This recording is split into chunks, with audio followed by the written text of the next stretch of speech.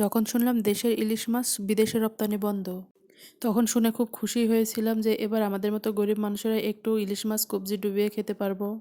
তো আমাদের জন্য সেগুড়ে বালি। হ্যালো এভরিওয়ান, আসসালামু আলাইকুম সবাইকে। কেমন আছেন সবাই? আশা করি সবাই ভালো আছেন। আলহামদুলিল্লাহ, আল্লাহর রহমে আমরাও ভালো আছি। আজ সকালে খিচুড়ি রান্না করছিলাম। আপনাদের ভাইয়া খেয়ে অফিসে চলে গেছে, আর আমি আর আমার ছেলে দুজনে বসে একসাথে খাইলাম। ভিডিওর শুরুতে সব আবু ভাইয়াদের কাছে একটা রিকোয়েস্ট, প্লিজ লাইক দিয়ে ভিডিওটি শেষ পর্যন্ত দেখে নেবেন। যারা সাবস্ক্রাইব করেছেন তাদেরকে অসংখ্য ধন্যবাদ, আর যারা সাবস্ক্রাইব করেননি তারা প্লিজ সাবস্ক্রাইব করে পাশেই থেকে যাবেন। সকালের খাওয়া দাওয়া শেষে কিছু কাজ ছিল, সেগুলো সেরে নিয়েছি, নিয়ে দুপুরের রান্নার জন্য চলে এসেছি। আমার ঘরে দুই বাপ ছেলে ইলিশ মাছ আর পাঙ্গাস মাছ ছাড়া অন্য কোনো মাছ খায় না, আর আমি সব ধরনের মাছই খাই। তো ভাবলাম যখন ইলিশ মাছ বাহিরের দেশে রপ্তানি বন্ধ হয়ে গেল, তাহলে আমরা একটু খেতে পারবো। তো কি আর করা, যে দাম তার থেকে আরও বেশি হয়ে গেছে। তো কি আর করা, প্রাণ ভরে ইলিশ মাছ না কিনে খেতে পারলেও মন ভরে পাঙ্গাস মাছটা কিনে খাওয়ার সামর্থ্য আল্লাহ আমাদের দিয়েছে। তো ওইটা খেয়ে খুশি থাকি, এই ছাড়া আর কি। তো এদিক দিয়ে আমি আলু ভাজি করব, তার জন্যে আলু ভাজিগুলো কেটে নিয়েছি। আলু ভাজিগুলো আজকে আমি সিঙ্গারার শেপ দিয়ে কেটে নিয়েছি। এভাবে আলু ভাজি কাটলে আপনাদের ভাইয়া খুব পছন্দ করে। ওরা দুই বাপ ছেলে যেটা পছন্দ করে সেটাই আমি করার চেষ্টা করি।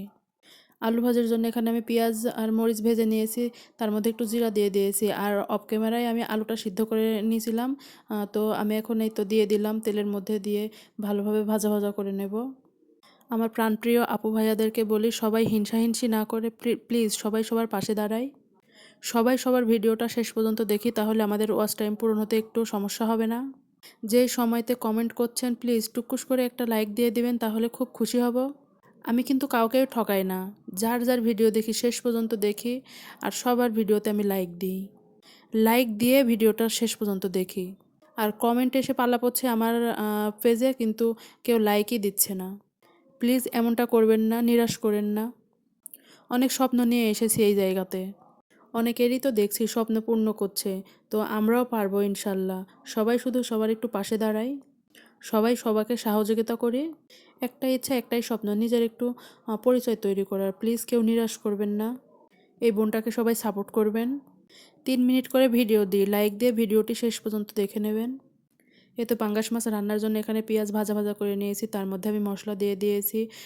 দিয়ে ভালোভাবে এখন কষিয়ে নেব। ইলিশ মাছ তো খাওয়ার সামর্থ্য নাই, কিন্তু পাঙ্গাস মাছেই খুশি আমরা। এই তো এদিকে আমি মাছগুলো একে একে দিয়ে দিব, দিয়ে ভালোভাবে আবার কষিয়ে নেব। আমার ঘরে এভাবে মাছ রান্না করলে আর অন্য কিছুর দরকারই নাই। এটা আমরা খুব মজা করেই খাই।